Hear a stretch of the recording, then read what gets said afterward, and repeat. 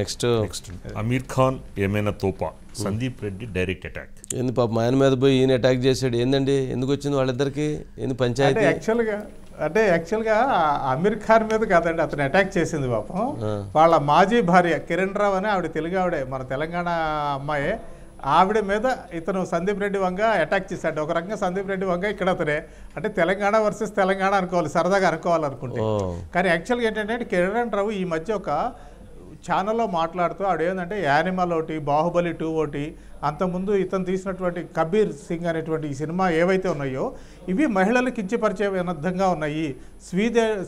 స్త్రీల పట్ల ద్వేషాన్ని రెచ్చగొట్టే విధంగా ఉన్నాయి ఇలాంటి సినిమాలు రావడం అనేది అంత మంచిది కాదు ఇవేం పెద్ద గొప్ప చిత్రాలు కావు అని కిరణ్ రావు అందండి మనకి తెలిసిందే సందీప్ రెడ్డి వంగ ఎప్పుడైనా కానీ చాలా స్ట్రైట్ ఫార్వర్డ్గా ఉంటాడు అవతల పక్క వాళ్ళు ఏ పొజిషన్లో ఉన్నారని కూడా పట్టించుకోడు ఎందుకంటే మనం చూసాం అర్జున్ రెడ్డి సినిమా రిలీజ్ అయినప్పుడు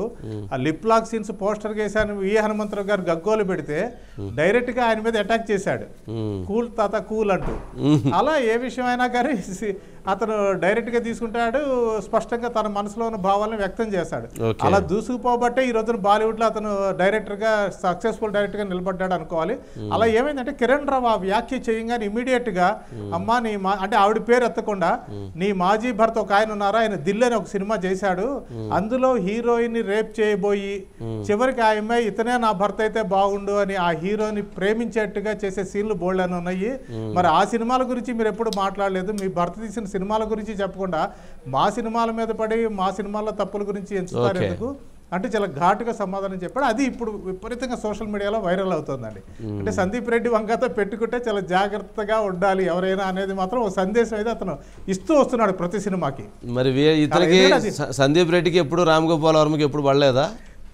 అంటే ఇద్దరు బాగానే ఉంటారండి ఎందుకంటే ఒకటే టైప్ థింకింగ్ ఉన్న వాళ్ళు కదా ఇటు రామ్ గోపాల్ వర్మ కావచ్చు అటు సందీప్ రెడ్డి వంగ కావచ్చు అంటే బాలీవుడ్ కంటే అంటే వాళ్ళు విమర్శ కూడా అక్కడ వాళ్ళు ఎక్కువ విమర్శించడానికి కూడా ఒక కారణం ఏంటంటే సౌత్ నుంచి వెళ్ళిన దర్శకులు వీళ్ళు తీసినటువంటి పాన్ ఇండియా సినిమాలు లేదా అక్కడికి వెళ్ళి హిందీ సినిమాలు డైరెక్ట్ చేసినప్పుడు అవి సూపర్ డూపర్ హిట్ అవుతున్నాయండి యానిమల్ విషయానికి వస్తే ఇంత కాంట్రవర్సీ ఉన్నా కానీ December 1 రిలీజ్ అయిన ఆ సినిమా ఇప్పటికీ 900 కోట్ల గ్రాస్ ను వసూలు చేసింది అది వాళ్ళకి కాస్త కంటగింపుగా ఉంటుంది ఎక్కడో సౌత్ నుంచి వచ్చి పైగా పెద్ద సినిమాలు చేసిన కూడా కాదు అతనికి అది 3వ సినిమా ఏంటి ఇంత క్రేజ్ వస్తుంది వాళ్ళకనేది ఒక చిన్న దుగ్ధం ఉంటుంది అందులోంచి వచ్చే విమర్శలు కూడా అనుకోవచ్చండి ఇవన్నీ కూడాను సరే ఏదో కాస్త ఎమోషన్స్ ఉంటాయి కదా కోపాలు ఉండుంటాయి మనిషి అన్న తర్వాత అన్నీ ఉండుంటాయి కదా